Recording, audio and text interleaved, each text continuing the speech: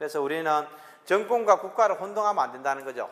정권과 국가를. 그러니까 요번에 그 경호처 12.3 비상계엄령 그 사태 때도 마찬가지로 윤석열을 보호하는 게 국가를 보호하는 거로 생각했던 거죠. 그러니까 애들이 체포 저지도 하고 여러 가지 이슈들을 걸었는데 그게 전부 다 지금 다 처벌이 되고 있는 겁니다. 처벌되고. 올바른 국가 간 헌법적 가치. 헌법적 가치가 굉장히 중요하다는 얘기는 헌법적 가치.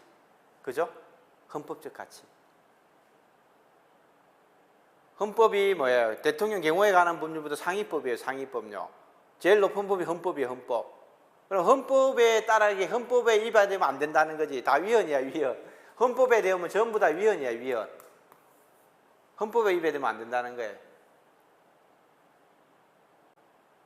근데 그걸 내가 대통령을 좋아한다고, 내가 대통령을 존경한다고 대통령을 위해서 법률을, 헌법을 위반할 수는 없다는 얘기입니다.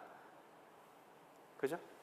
그래서 올바른 국가관을 가진 올바른 국가관들은 성과평가와 승진의 공정성, 직원의 니즈에 대한 민감성, 반대에 대한 개방성, 실패의 수용성, 실패로부터 배우려는 헌신성, 이런 것들을 훌륭한 관리 윤리를 고려할 수 있어야 된다. 승진도, 성과평가도 공정해야 되는데 사실 우리가 그런 게 안 돼요. 성과평가가 공정하지도 않는 부분도 있고, 직원의 니즈에 대해서 민감하게 반영하는, 직원들이 원하는 것들, 이런 부분들을 잘 고려해 줘야 되고, 반대에 대한 개방성. 그래서 우리나라 사람들은 잘 악유를 안 하는 거죠. 악유. 어떤 이슈가 있으면 자기 의견을 끝까지 개진을 해야 되는데 그냥 동조하는 거예요. 다른 사람들, 여러 사람, 윗사람이 얘기하거나 다른 사람, 여러 사람이 얘기하는 것에 그냥 끌려가는 거지. 그러다 보니까 이런 걸 뭐라고 그럽니까? 집단사고. 그룹싱크라고 그럽니다. 그룹싱크.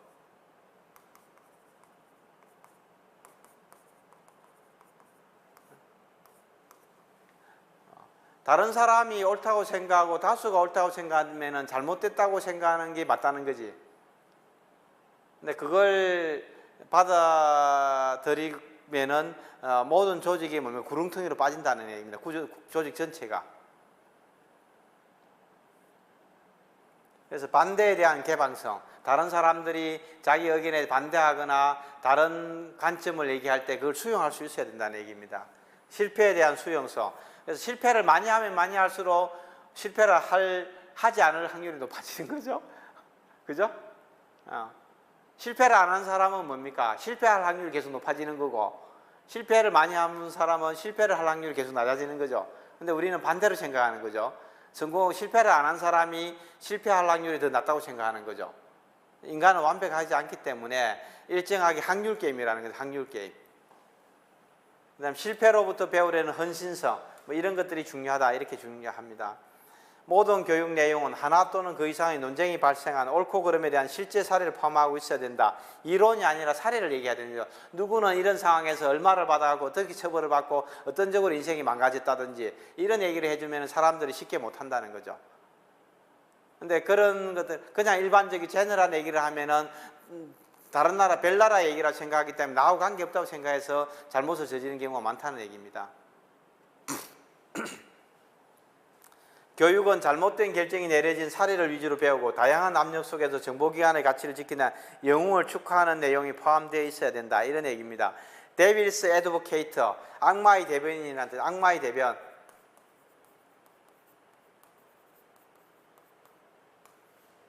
악마의 대변자, 이런 거죠.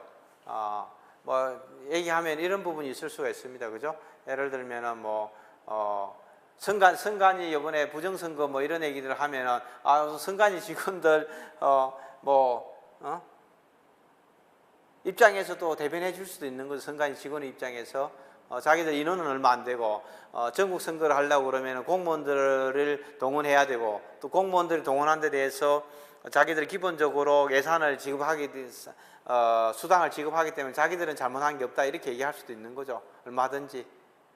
그래서 악마의 대변자는 반대를 위한 반대, 반대를 위한 반대를 한다는 거예요. 반대를 위한 반대, 반대를 위한 반대.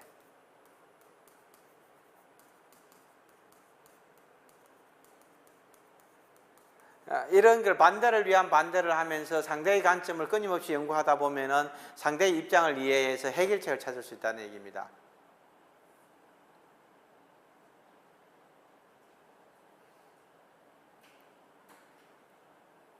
그래서 참 이게 윤리교육이라는 굉장히 어렵습니다. 우리가 어릴 때부터 그냥 나쁜 짓 하지 마라, 뭐 하지 마라, 착한 일을 해라, 정직해라, 막 이런 얘기를 하지만은 성인이 돼서 그런 방식으로 교육을 해서 효과가 날 수는 없습니다. 그리고 정보기관에 FBI나 다닐 정도 되고 거기에서 직급이 높은 사람들은 기본적으로 굉장히 똑똑한 사람들이라는 거죠. 그 사람들에게 초등학생 가르치듯이 가르치고 해서는 절대로 그 사람들이 학습 효과가 없다는 거죠. 그래서 전혀 다른 방식으로 교육을 하고 또 그렇게 함으로 해서 얘들이 뇌물이라든지 여러 가지 어떤 불법 행위나 이런 데 연루될 확률을 굉장히 낮춰주는 거죠. 그리고 얘들은 퇴직하고 나면은 자기가 조직 내에서 상당 부분 일정하게 뭐라고 그럽니까? 성과를 내고 일정 직급이 올라가면 민간에 나와서 할 일이 너무 많아요. 웰컴이라는 거, 웰컴. 그런데 자기가 뇌물을 받거나 문제가 있던 사람이 퇴직해서 나오면 중간에 나오면은 어떤 민간 기업도 그 사람을 받아주지 않는다는 거죠. 그러면 자기 인생이 그냥 날아가는 거야. 그래서 내가 뇌물 몇 푼 받는 것보다는 차라리 내가 원칙을 지키고 국가에 충성하고 조직에 충성하는 그런 내 경력을 가지는 게 살아가는데 훨씬 더 유리하다는 거야. 근데 우리는 그런 게 없는 거지.